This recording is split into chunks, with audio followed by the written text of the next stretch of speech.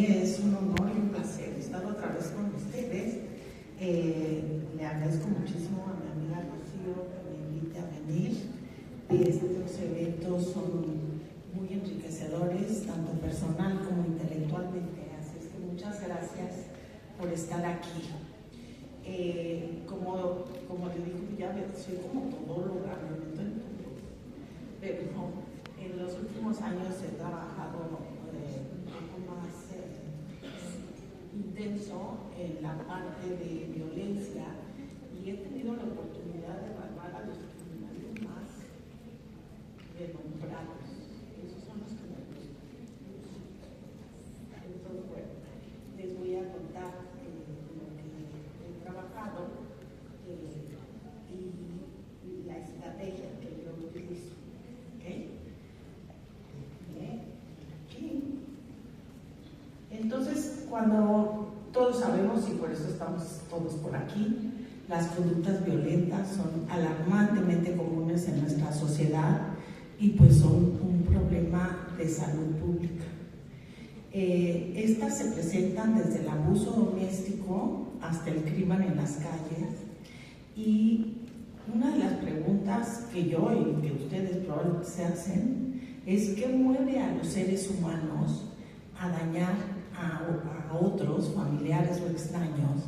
¿Y cómo pueden estos impulsos y acciones prevenirse o controlarse?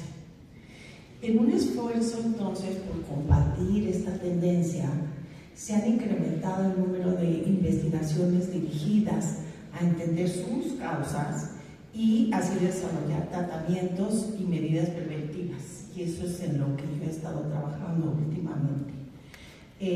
Tengo varios libros de la violencia, que la previene y que la quiere, que la previene. Tengo el de mentes asesinas, el de mentes criminales, que hice con los abogados, eligen el mal. Como ven, sí están taquilleros los títulos para que los cumplen. Tengo principios forenses, derecho, neurociencias y sustento en la justicia penal. En Estados Unidos tengo Neuropsychology of Criminal Behavior, luego cómo debes resolver un crimen, y como pues, no tengo idea, invité a muchos especialistas, entonces una edición, y este es el último que saqué. Tengo muchas publicaciones y todo lo que les voy a presentar sí está publicado en revistas internacionales con comité editorial. Desde hace muchos años empecé a investigar sobre este tema y he tenido la oportunidad de estudiar más de 370 individuos y que he dividido entre psicópatas y no psicópatas. Entonces, cuando yo les digo estas diferencias es porque están medidas con pruebas objetivas y que tienen mediciones replicables. ¿De dónde saco esta muestra? De reclusorios estatales, de centros penitenciarios federales de alta seguridad, y también he trabajado con individuos violentos, desde maridos golpeadores y policías judiciales. También he trabajado con mujeres, pero he trabajado más con la población masculina. Mi enfoque es desde el punto de vista de la neurociencia. No se asusten, no les voy a dar todo ese choro, pero es de las neurociencias y cómo enfocar este estudio. Y parte de la fascinación que generan los casos de crímenes violentos y asesinos seriales tiene su origen en el hecho de que las mentes criminales parecen no ser tan distintos de nosotros, y sin embargo sí se distinguen porque muestran aspectos extremos del ser humano. Y luego pues sí nos entra como miedito si yo podría hacer ese tipo de crímenes. Entonces creo que es una fascinación que tenemos sobre ese tema por varios aspectos. Y esta paradoja nos lleva a preguntarnos cuál es la diferencia. La gente sí estudió el cerebro con técnicas de neuroimagen y con resonancia magnética estructural y funcional. Me dice, ¿y si le ves algo en el cerebro? No es así tan obvio, pero sí analizamos la resonancia magnética funcional y cómo están conectadas las áreas del cerebro. Y la diferencia entre una personalidad íntegra y la de una persona que es capaz de cometer homicidios múltiples o de abusar de niños o de ancianos o de humillar a familiares ejemplares. O sea, ¿cómo podemos tener eso, no? ¿Y qué sucede en nuestro cerebro? ¿Qué es la agresión? ¿Qué es la violencia? ¿Y qué es la empatía? He tenido entonces la oportunidad, mi primer caso fue Mario Aburto, el asesino de Luis Donaldo Colosio en Tijuana, ¿no? Y luego estudié también a la Mata Viejitas, a Juana Barras de Samperio, que está acusada, tiene la sentencia más larga, 748 años en cárcel, porque mató a 16 mujeres de la tercera edad e intentos de homicidio a otros dos. También he estudiado a miembros del crimen organizado. El CISEN, cuando estaba el CISEN, me localizó en mi laboratorio y me dijo, ¿puedes venir a estudiar aquí? Entonces, bueno, me metí a los centros penitenciarios de alta seguridad y tuve oportunidad de estudiar más de 120 miembros del crimen organizado, que los separé entre el perfil pero les hago genética y la personalidad y neuropsicología de los sicarios versus los capos versus los policías corruptos que les dan protección, y tenemos los perfiles diferentes.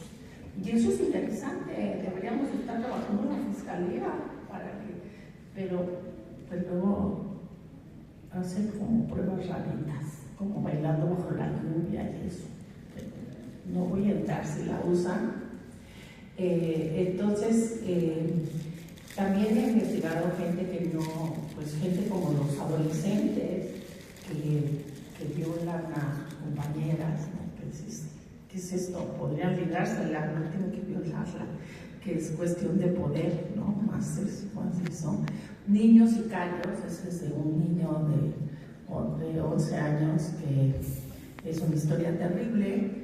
Y que se unió al un cartel de los Beltrán Leiva, vivía en la calle, y entonces se filmaba cómo lo secuestraba y cómo le pegaba con palos, y entonces es bueno, ¿qué le pasó, no? ¿Qué tiene? También he visto asesinos seriales como el caníbal de la Guerrero, que es José Luis Calva, que se lo agarraron comiéndose a una de sus novias. La verdad, yo sí me tomaría un cafecito con él, no de mal ver, ¿no? O sea, que andaba allá por Coyoacán y te vendía sus poemas a 10 pesos.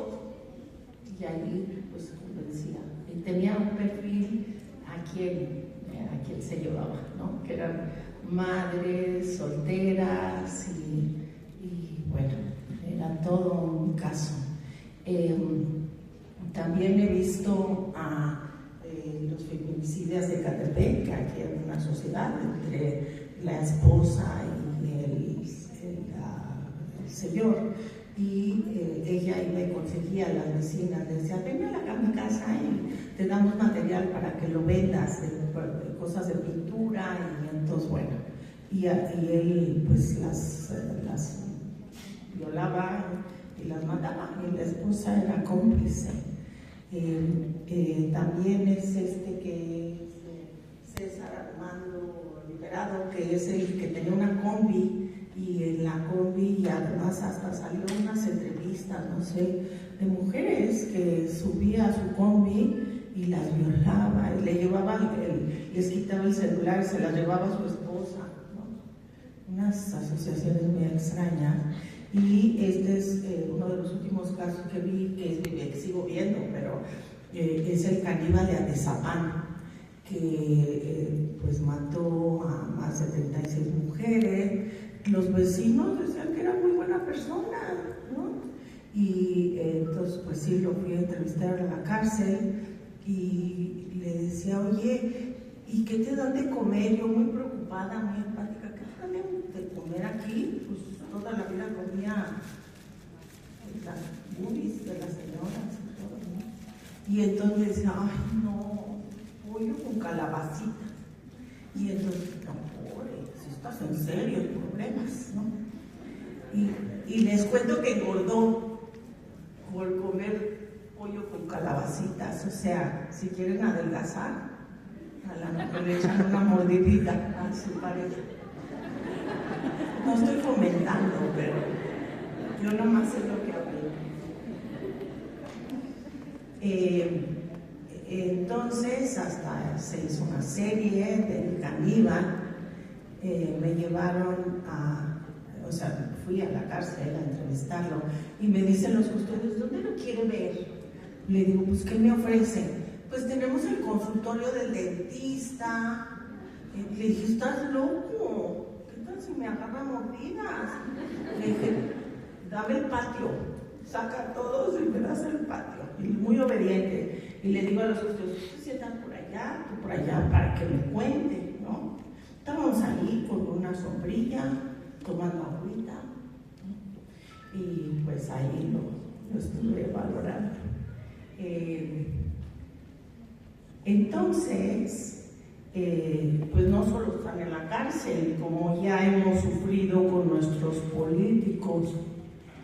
No voy a hablar de expresidentes ni de nadie conocido para ustedes, pero no están solo por ahí. Políticos son muy propensos porque, pues claro, utilizan para los demás para sus propios fines, sus metas, y pues sí sabemos que nos roban mucho dinero. Entonces, lo que yo hago es múltiples estudios, no les hago una sola prueba y no son proyectivas. Estudio las emociones, porque se ha dicho que en la psicopatía hay un trastorno en el procesamiento emocional. La neuropsicología, la electrofisiología, les hago potenciales relacionados a eventos, les hago estudios de neuroimagen, les hago estudios de genética, de su historia, de cómo fueron educados, y pues sí sobreviven a todo esto y se aceptan que le hagan muchos estudios. Entonces, estos son los estudios. Claro que colaboro con muchas instituciones.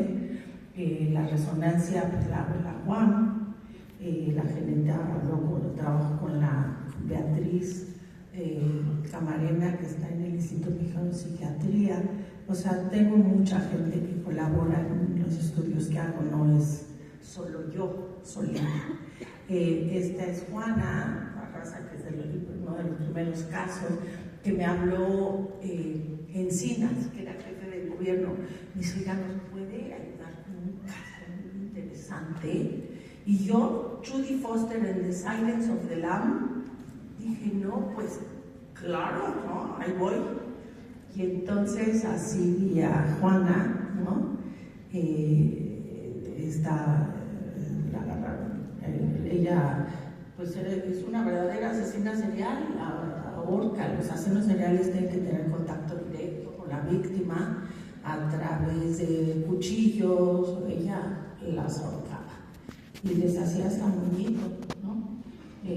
Esta es una foto real de las mujeres que mató. Entonces, pues la pregunta es, ¿por qué hacía esto? Entonces sí la visité en la cárcel. Sí les cuento, no les cuento, pero sí es interesante porque la gente me dice, ¿no te daba miedo? Estaba yo ahí en un cuarto con ella. Y entonces ni me reía porque decía, no vaya a ser que las arrugas sean lo que le dispara. Entonces le hacía Pero bueno, sí se dejó estudiar. Vean, la primera sesión me pusieron un vaso de vidrio y yo como que lo hacía para acá, ¿no? Dije, lo mejor también me van a... Pero bueno, Entonces sí hicimos muchos estudios. Tengo pruebas neuropsicológicas que están adaptadas, tienen normas para la población analfabeta, o sea, para que ustedes comparen el perfil neuropsicológico de 0 años de escolaridad, de 1 a 4 años de escolaridad, de 5 a 9 y de más de 10, porque no es lo mismo lo que le demandas, porque son funciones superiores, la atención, la memoria de trabajo, la fluidez verbal, todo tiene que estar adaptado para sus normas. Y fue muy interesante, porque esta prueba, la verdad les cuesta baratísimo, pueden hacer el estudio y les da un perfil, y sí había encontrado alteraciones en varias funciones ejecutivas, funciones frontales en la prueba. Lo que es interesante es que sí la saqué de la cárcel y la llevé a hacer una tomografía por emisión de positrones. Esto es de resonancia, pero la llevé a la UNAM y me dice, pues pedí permiso, y me dice, no, pero ¿cómo? No, hombre, van a venir en un coche normal y no van a venir así como la Julia, no. Claro que entró la Julia, se perdieron y preguntaban, ¿dónde está el PET? ¿Dónde está el PET? Y ahí la traían por toda la UNAM. Y en la UNAM hay estas cochecitos de Volkswagen con lucecitas, todos los llevaban siguiendo. Me dicen, oye, aquí está tu clienta, no que iba a entrar así. Bueno, casi me corren de la UNAM. Pero lo hicimos y sí encontramos las alteraciones en funciones orbitofrontales que tienen que ver con la toma de decisiones basada en emociones. Tengo una batería de estímulos emocionales que está estandarizada para la población mexicana de acuerdo a los estímulos de su valencia, qué tan agradable o desagradable es el estímulo, y también qué tanto me activa o me calma y qué tanto me domina o yo lo domino, que son, cuando estudias emociones es importante definir esos parámetros. Entonces los tenemos clasificados en estímulos neutrales, que son agradables, estímulos que son agradables, como escenas psicológicas, no, se la pasan bomba, dicen, ¿ya viste lo que te enseña esta doctora? Escenas eróticas que sí te activan. Y tenemos estímulos neutrales, que a menos que tengan un fetichismo para las toallas verdes acuarpaditas, es neutral. Y tenemos estímulos desagradables que me activan y estímulos desagradables que algunos los calman. También tengo una batería que veo emociones de estímulos de personas cuando pasan de emociones neutrales a emociones a reírse, o de emociones de enojo de neutral a de agresión, y bueno, todo esto. Y se los digo porque eso lo hago con la resonancia y lo hemos hecho con un estudio que les voy a contar de niños con abuso. Tengo mujeres, tengo hombres. Es una batería que se desarrolló en Dinamarca y nosotros la adaptamos para México. Aquí tengo a Juana, que hicimos estudios electrofisiológicos ahí en la UNAM. Me decía, sí, veme la cabeza, porque yo era luchadora y me pegué mucho. Entonces, bueno, sí soy bastante manipuladora, pero pues los convenzo. Y hemos visto diferencias en el cerebro de cómo procesan esta batería de estímulos y cómo es la actividad de los potenciales relacionados a eventos, que no son electros clínicos, es un promedio de cómo tu cerebro está procesando. Y esto espero que sean ustedes, es un potencial, que hay un componente que es P600 que distingue al estímulo desagradable, el desagradable con contenido moral, el agradable y el neutral. Mientras que cuando lo hago con, estos son los de Juana en ese entonces, no se ve ninguna diferencia. Te dice, ay, sí está re feo, pero su cerebro no hace esa distinción, ¿no? Entonces, bueno, Por eso he tratado de hacer como entender una parte que no es todo, ¿no? De qué les pasa. También tengo, creo que es el pozolero. Bueno, que hay muchos pozoleros, pero esto tenía una técnica en donde deshacía los cadáveres, porque luego no es tan fácil que los deshagan. Entonces este tenía una técnica, no sé qué le echaba a su ácido, pero las deshacía y luego le echaba por ahí. Y cómo no hace esta distinción en el cerebro. Y tengo también pedófilos, que es horrible, ¿no? Pero pues hay que estudiarlos. Y gente que abusa de los niños y que nunca aceptan, que te dicen, no, yo nomás le estaba demostrando mi cariño, le estaba tomando la piernita, pero pues sí hacen ese daño. Y entonces hemos desarrollado una batería de estímulos sexuales con adultos, estímulos sexuales con niños, y me costó mucho trabajo hacer la batería, porque todo tiene un contenido sexual, hasta si pones la palabra codo, ay, claro, qué sexual, y codo, pues qué hacen ustedes, ¿no? Que lo aprendan. Pero bueno, entonces obviamente la violencia es diferente de la agresión. La violencia es una agresión que tiene la intención de causar un daño físico o psicológico, y es una agresión hipertrofiada. Todos tenemos agresión, pero la violencia se aprende y es producto de factores de riesgo individuales, factores de riesgo familiares y factores sociales. Y dicen, ay, pues sí, ya, qué bonito. No, pero yo lo que he hecho es descrito estos factores. ¿Y para qué? Porque nos ayuda a elaborar mecanismos de prevención y métodos de rehabilitación. Entonces, pues lo que creo que para todos nosotros es qué podemos hacer, podemos intervenir. Existen periodos críticos para el desarrollo de la integridad moral, ¿con quién tenemos que trabajar? Con los niños, con la familia, la sociedad. No hay genes del bien y del mal, no es eso, pero los genes lo que hacen es regular las sustancias cuando en el espacio sináptico se comunican nuestras neuronas.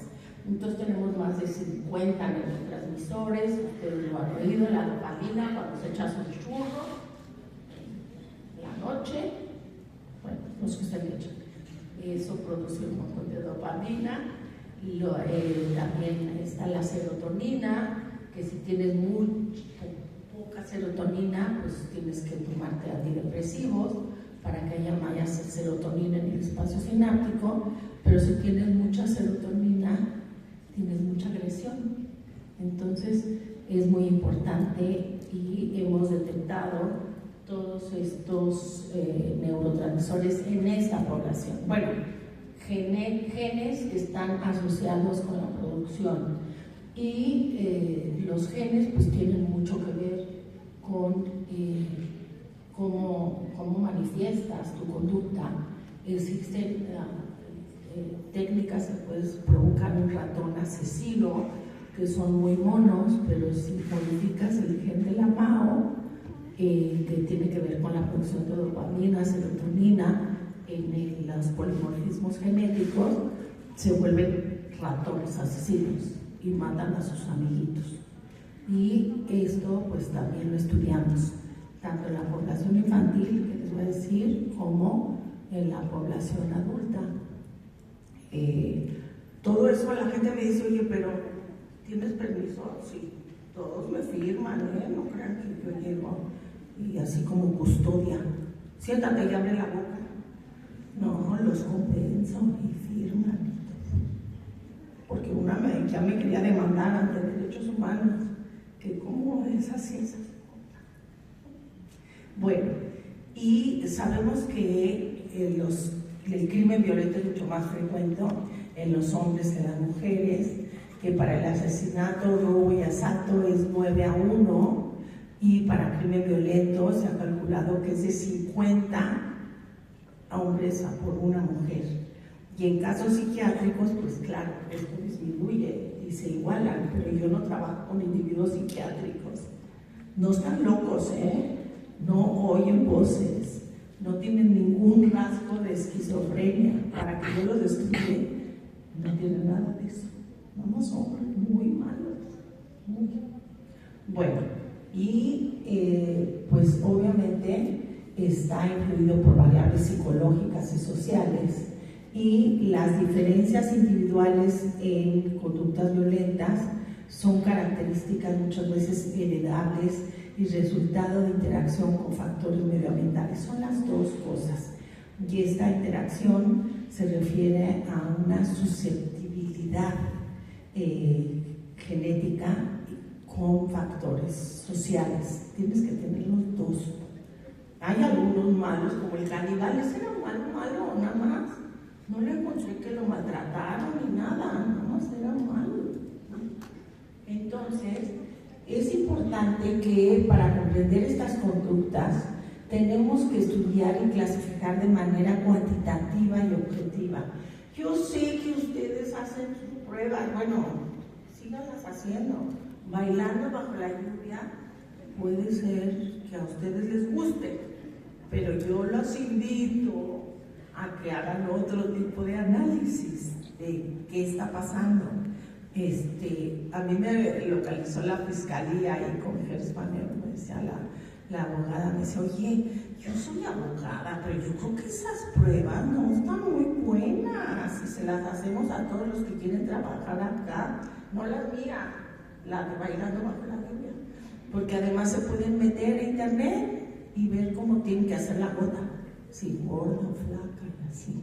Bueno, entonces pues yo los invito a que conozcan que hay otras técnicas que nos pueden dar unas características que son objetibles, medibles y replicables.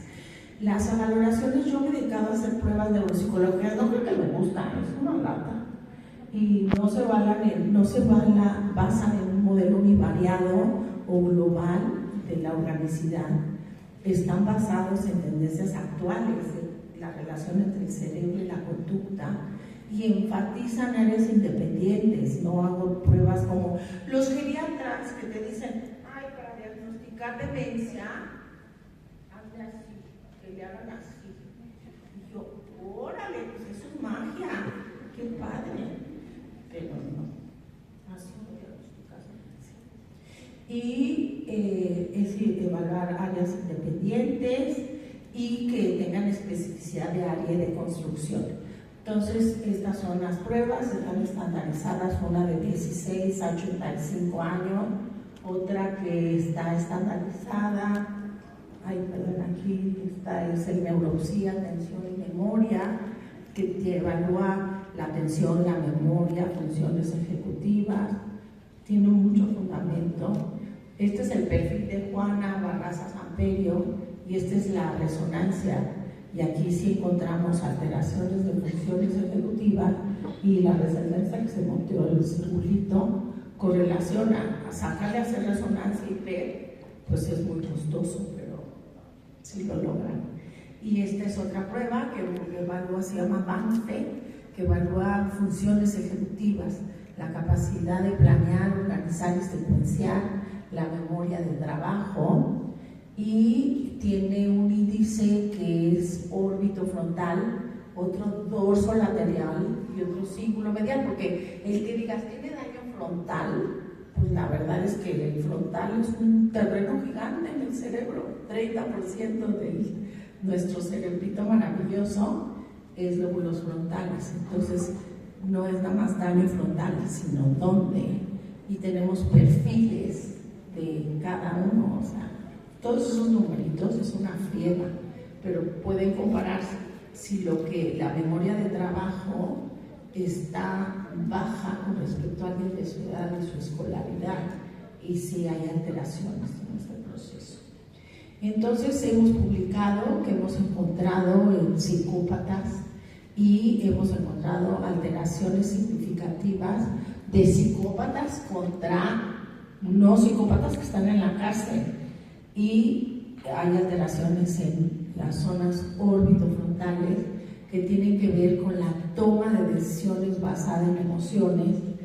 y esto es importante para entender si tú vas a hacer algún diagnóstico y alguna intervención.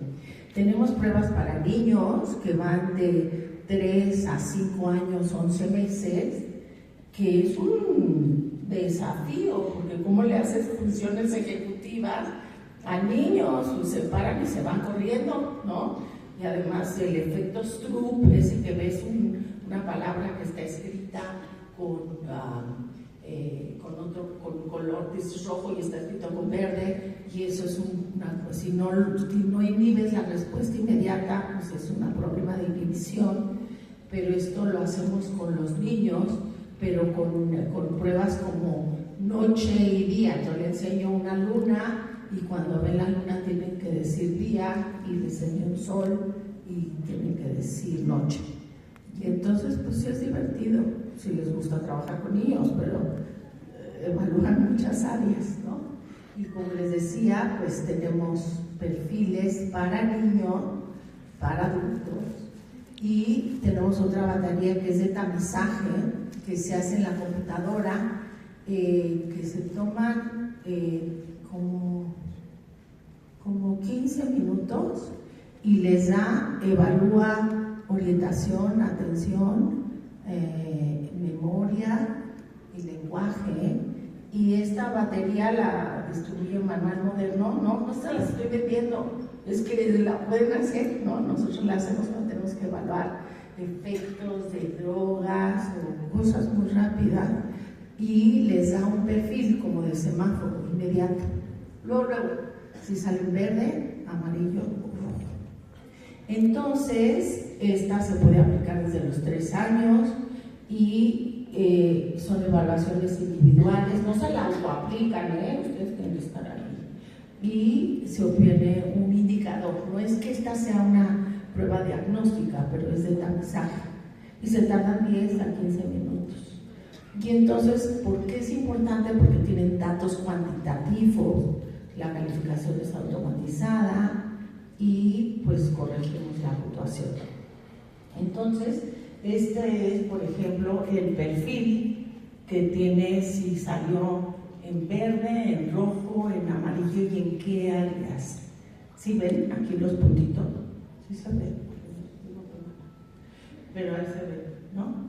Entonces ven qué áreas, y entonces ahí ya me dedicaría, si encuentro perfiles, ya me dedico a hacer las baterías, que luego pues sí te tardas como 2 o 3 horas. Y no creo que la gente y los niños aguantan tanto tiempo.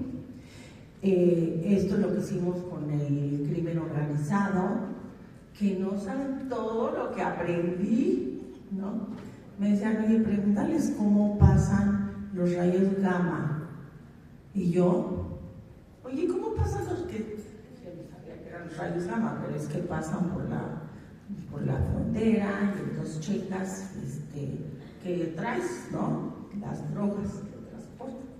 Entonces me dicen, ay, pues es muy fácil, y mira, si estás transportando papayas y eso, pues envuelves muy bien la droga para que no se detecte. O sea, me daban clase de cómo engañar a todos, ¿no?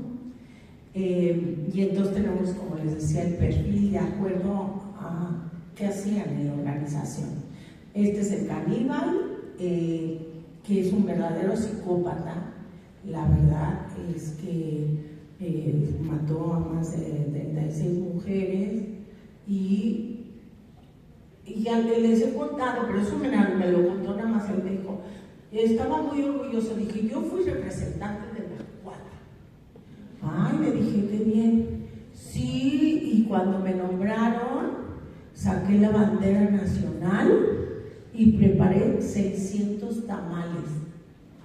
No le pregunté de qué era. Lo di por entendido. Entonces, pues es algo que en general pueden ser encantadores y que estar, tener en sintonía con la víctima. Entonces, claro, te llevas, pueden ser sus novios, si quieren les digo cómo lo pueden evaluar, o sus novias jóvenes, no crean, no. mientras seducen, son muy seductores y sugiere la presencia de componentes cognitivos y tactos tampoco tarugos, no son tan listos, pero hay componentes cognitivos y empatía y también emocionales. Y pues son insensibles, pueden violar y matar y tienen una empatía. O sea, primero los enganchan y luego ya hacen estos crímenes terribles, ¿no? Entonces, la empatía es algo que se ha investigado mucho, que es algo novedoso, porque los seres humanos nacemos con un sistema biológico para ser empático. Imagínense que una mamá no responda al llanto de su bebé, pues nos morimos como especie.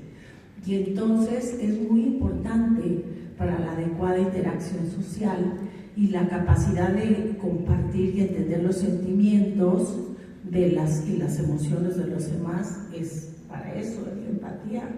Y la habilidad para compartir los estados afectivos de nuestros seres cercanos y extraños nos permite predecir y comprender sus sentimientos, motivaciones y acciones, y eso es lo que queremos los psicólogos, entender eso.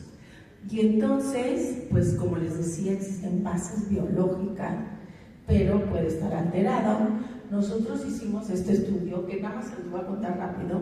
Hicimos resonancia a gente que no tenía antecedentes ni datos de psicopatía y poníamos escenas de dolor. Y entonces veíamos cómo el cerebro, se activaban ciertas áreas del cerebro cuando están viendo las escenas de dolor. Y entonces tenemos la actividad cerebral, que son ciertos circuitos que tienen que ver con áreas que se llaman temporales, que son los que están del lado de los áreas aquí, arriba de la oreja, tienen que ver con áreas órbitofrontales y parietales. Y cuando se llevé a varios psicópatas para hacerlo, y no activaban las áreas, o sea, pues me están viendo estas escenas de dolor y no las activan, pues claro, sí, por eso es. Pero no es tan sencillo, porque entonces es que no tienen esos circuitos, no, porque entonces les decíamos, a ver, piensa que te está pasando a ti. ¿Y qué creen? Si activaban no las mismas áreas y no tan automático. Pero una estrategia sería cómo prender estas áreas en las personas psicópatas, que si es su esposo que les gusta tanto, pues hay que tratar de rescatar al guapo, ¿no? Bueno, yo digo. Entonces, pueden ser como estrategias que podemos diseñar como psicólogos. Entonces, una estructura que es muy importante, no les voy a dar toda esta clase, es la ínsula. La ínsula es donde en el cerebro está conectado la ínsula con la amígdala, las zonas orbitofrontales, y es cuando tú ves algo como ves el dolor de los demás, dices, ouch. Ese ouch está provocado por una sensación visceral que tiene que ver con el disparo de la ínsula. Entonces, pues sí, son escenas que nos provocan estos problemas. Y está hipoactiva en varios de las personas psicópatas, la ínsula, y está bien en la gente que sí responde. Entonces, creo que esto es importante, o sea, la persona nos echó un chorazo, pero esto tiene implicaciones para la intervención, ¿no? Me voy a seguir porque no quiero pasarme el tiempo. Entonces, son las nuevas técnicas que podríamos hacer. Se me han acercado gente que trabaja en la fiscalía, dice, ay, pues vamos a hacer algo, se meten ustedes y les digo técnicas y probamos y publicamos. Yo todo lo que hago lo publico con ustedes, no se los robo. Entonces, creo que se pueden hacer todavía muchas cosas. Hay teorías que se pueden, hay técnicas, hay una teoría basada en esquemas que se utiliza para rehabilitar a los psicópatas y se basa en la idea de que esquemas maladaptativos mentales son los que provocan que tengan estas conductas. Y son varias sesiones en donde tú trabajas con esos esquemas maladaptativos. No, pues si se lo merecía, es una babosa, así, ¿no? Y pues claro, si tú minimizas y piensas que es una cosa, pues puedes matar. Pero si piensas que sí vale la pena, no es tan sencillo, pero es lo que hacemos. Y hay otros programas de rehabilitación. La gente me dice, ¿se hace algo con los psicópatas? Sí, hay programas de rehabilitación. Yo no me meto porque entrar a las cárceles es un desastre. Me cuestan más trabajo los custodios que los internos. Aquí entre entrar y pasar y las revisiones y mi equipo. Entonces se puede cambiar y se ha mostrado que cuando trabajas con psicópatas tienes que hacer varias sesiones, pero que cuando liberan esos psicópatas ya no vuelven a reincidir como los psicópatas que no tomaron ese tipo de rehabilitación.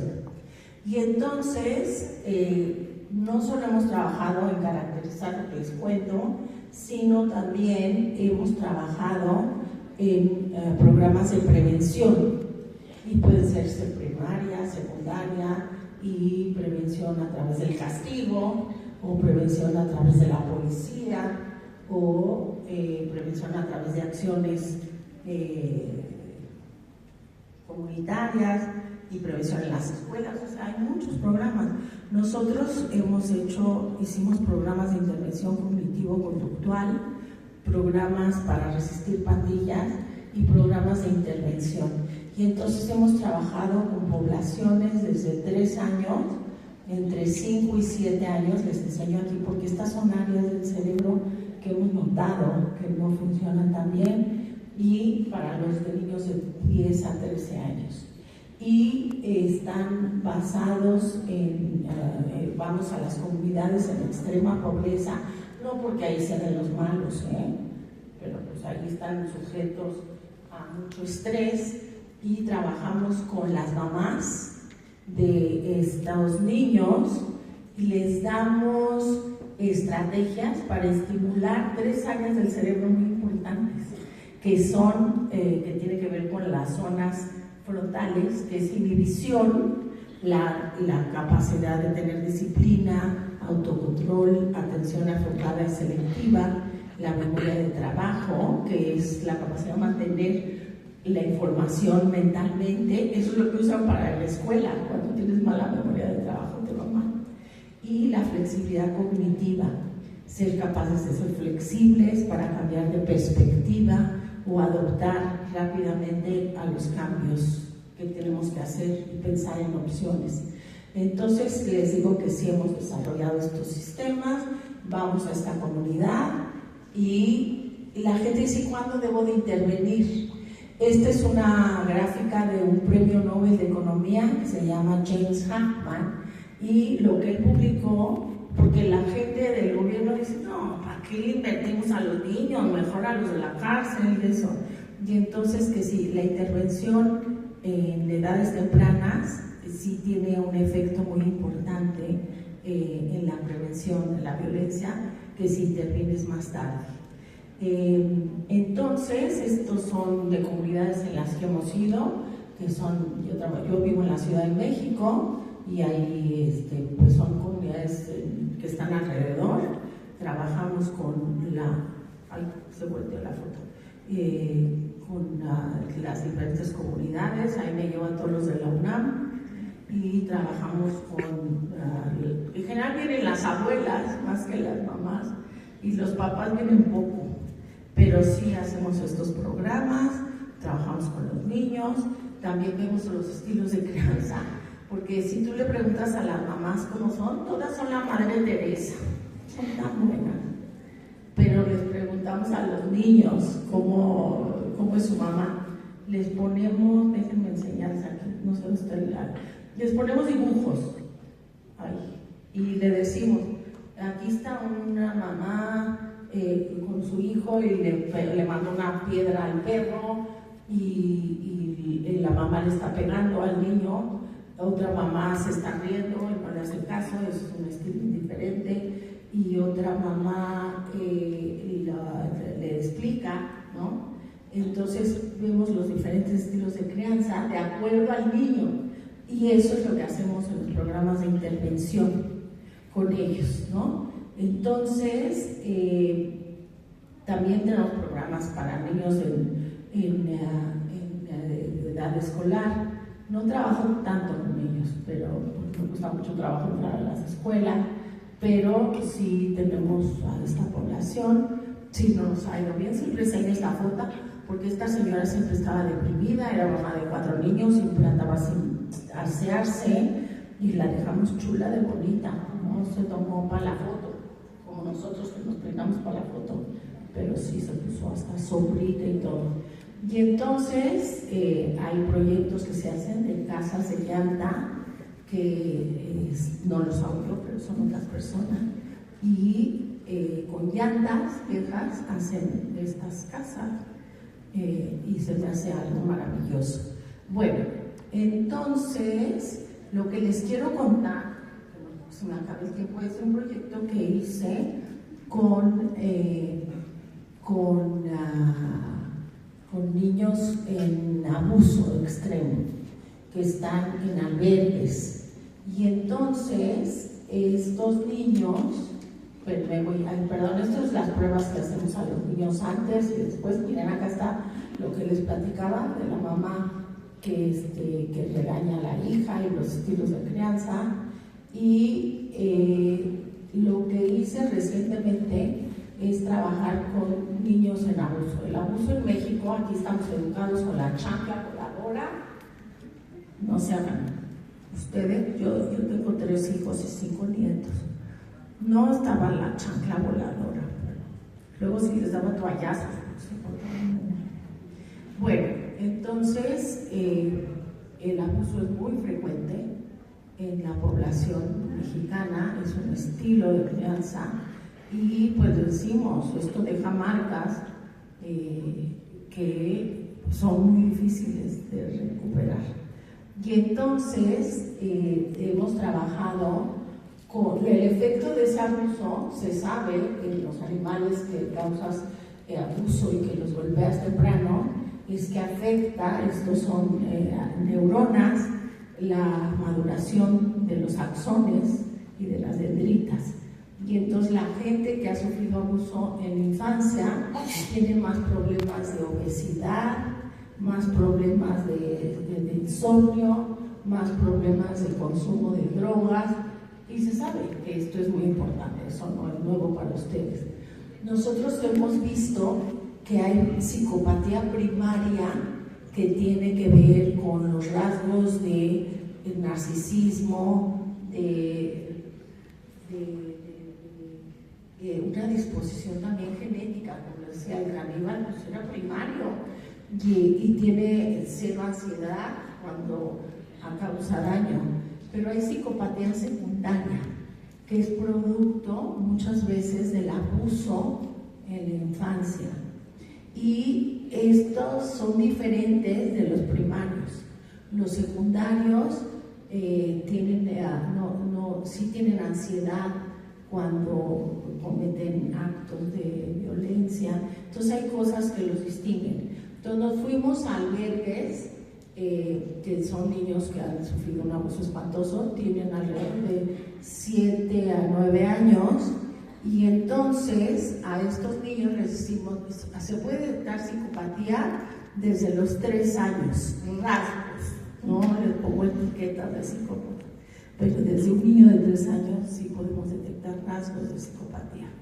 Y entonces escogimos estos niños que tenían muchos problemas en los albergues para relacionarse, y las características de psicopatía de estos rasgos son egocéntricos, son incapaces de compartir y muy exigentes e inflexibles con los padres, tienen tendencia a desobedecer, si hacen caso suele ser bajo amenazas, e igualmente interactúan, intentarán salirse con la suya. No me vengas a apurar, ya voy. Vete para allá porque me pone nervioso. Difícilmente expresan sus emociones, sienten poca empatía. Yo me sé a los que vienen con una actitud de poder, como ya, algo ya, me apuro. Entonces les hacemos pruebas clínicas y me les llevo a hacer resonancia a los niños, que es una pesadilla, para que se queden sin moverse. Les doy muchos dulces y les pico los dientes, sí lo tengo que confesar, pero bueno, ahí los tenemos. Les hacemos resonancia cuando están procesando emociones, como las que les enseñé, y es algo muy interesante porque no solo hacemos antes cómo están y luego hacemos un programa de intervención cognitivo-conductual enfocado en sexo. No lo inventé yo, son 17 sesiones y lo que encontramos después, ya no les puedo decir todo, pero me tienen que creer porque tengo datos, ¿no? Sí cambian, sí hay cambios significativos, pero nadie curamos. Pero la pregunta es si se puede prevenir la psicopatía, ¿no? Y pues tenemos estas medidas que yo creo que para los psicólogos, los psiquiatras, los criminólogos, el tener datos de antes y después de lo que andamos promoviendo, pues tengamos datos para apoyarlo. Entonces, lo que es importante es que yo creo que estos estudios pueden enriquecerlos, pueden ayudarles a que tengan otro enfoque, y yo pues quiero agradecer a mi laboratorio que trabaja durísimo, que a todos los exploto todo el tiempo y hacemos muchas cosas. Muchísimas gracias.